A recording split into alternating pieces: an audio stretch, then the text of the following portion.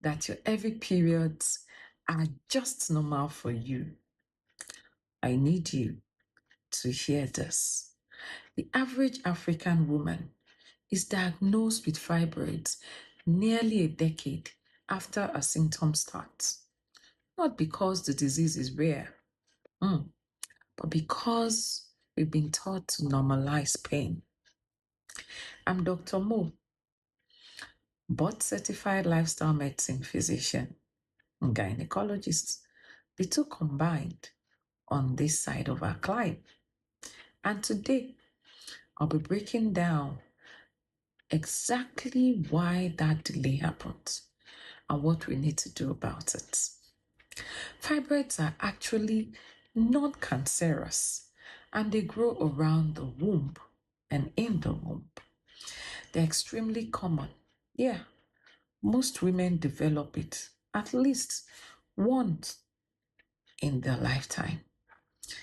But the research consistently had shown that it occurs more often, it grows larger, and of course, more severe symptoms in Black and African women, specifically, just like you and I.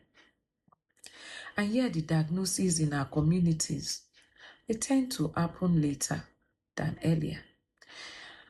Not because of anything, but because we know that there is a gap, and that is what we are solving today. Here's what I see in the clinic over and over. Every period gets normalized. My mother bled like this. My aunties bled like this. And this is just how our bodies are. Pain gets so treated as something to push through, not something to investigate. And on top of that, access to early pelvic scan is not always so simple and affordable. So by the time the woman comes back to get the scan done, the fibroids have already grown following years. And none of this is your fault. But what it means that one needs to break that pattern because the system will not automatically catch it early for you. So come closer. If you have any 2 or 3 of these symptoms, then it is worth a scan and not just shrug it over.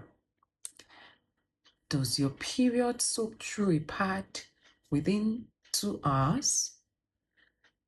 Does the period last more than 7 days? Do you pass large clots? Do you have pressure in the lower abdomen or back pain for no reason? Or do you even have difficulty in conceiving? I haven't done every investigation to get to conceive and get pregnant. If any of this sounds familiar, then you need a scan, not just shrug over the symptoms. Conventionally, once fibroids are confirmed, treatment depends on size, location, whether you still want to preserve fertility, or even the symptoms you're having. Options range from monitoring to hormonal medications to manage the symptoms, and of course, procedures like myomectomy for the larger fibroids. Note that your gynecologist will be in the best position to map out what is your specific case. This video is not a substitute for consultation. Make sure you consult a gynecologist. So here's the part nobody's actually telling you.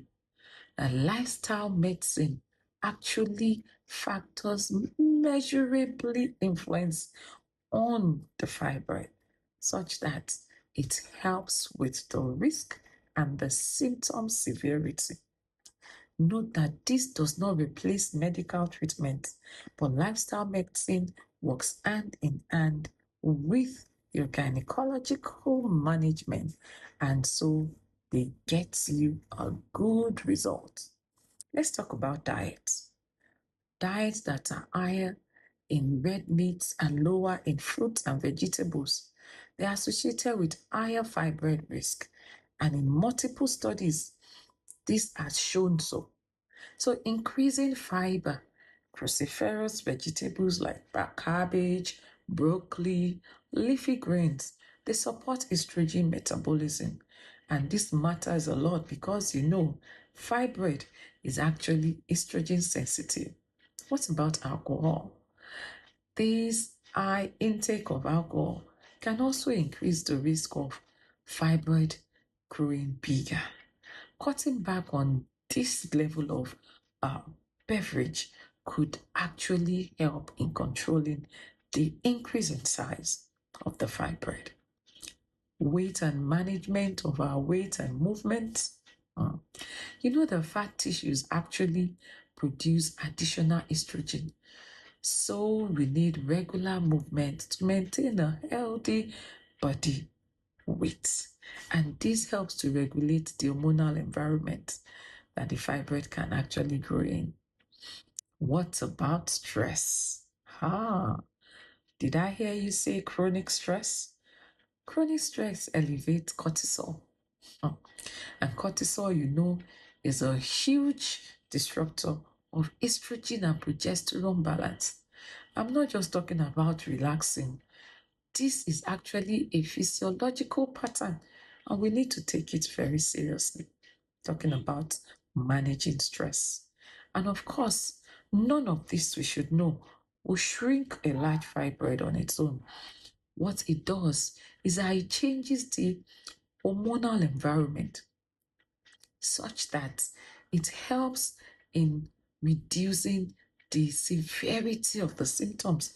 And for those that probably do not have any symptom, it helps to maintain and control the growth of the masses. All right. So conventional medicine, defines and treats the fibroid. But lifestyle medicine, it changes the environment, and that environment is what can after make the fibroid to grow or to reduce in size or not to grow at all. So you need both. You need both the conventional and the lifestyle medicine. And that is exactly what this channel is about. If this has helped you to understand your own body a little better, subscribe. Hit that subscribe button. Make sure you follow and share this video. I'll be covering one gynecological topic every week, from the first period to menopause and beyond. I happen to be among the first to view this. So, the next topic could be PMOS, painful period, perimenopause. Let me know in the comment section what topic you want me to shed light on, both conventional and lifestyle medicine. This is Dr. Mo, your gynae lifestyle medicine physician.